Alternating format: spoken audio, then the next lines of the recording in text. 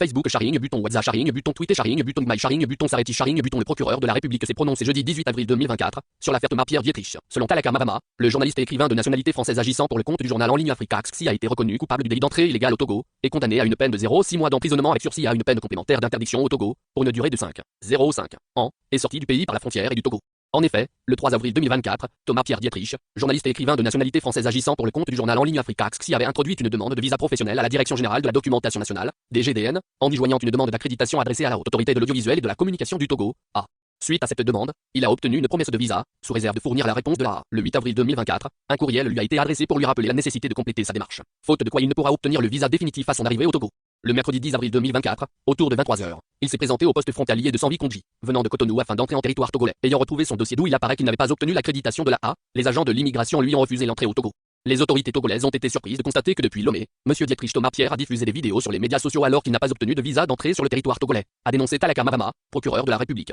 Interpellé dans la journée du lundi 15 avril 2024 par la police nationale et confié à la brigade de recherche et d'investigation, BRI, une enquête judiciaire a été ouverte à son encontre pour fait d'entrée illégale sur le territoire, au sens de l'article 554 du nouveau code pénal. Assisté d'un avocat du barreau du Togo, il a fait l'objet d'une mesure de garde à vue de 24 heures à l'issue de laquelle il a été présenté au parquet de grande instance de Lomé le mardi 16 avril 2024. À l'issue de son interrogatoire par le procureur de la République, le tribunal correctionnel a été saisi suivant procès-verbal en cas de flagrant délit, conformément aux dispositions des articles 272 et 274 du code de procédure pénale. Jugé en audience publique le même jour, le tribunal correctionnel l'a déclaré coupable du délit d'entrée illégale sur le territoire et a prononcé à son encontre la peine de 0,6 mois d'emprisonnement avec sursis. Le tribunal a en outre prononcé à son encontre une peine complémentaire d'interdiction de l'ensemble du territoire de la République pour une durée de 5,05 ans, puis a ordonné sa reconduite immédiate à la frontière et du territoire national, a expliqué le procureur de la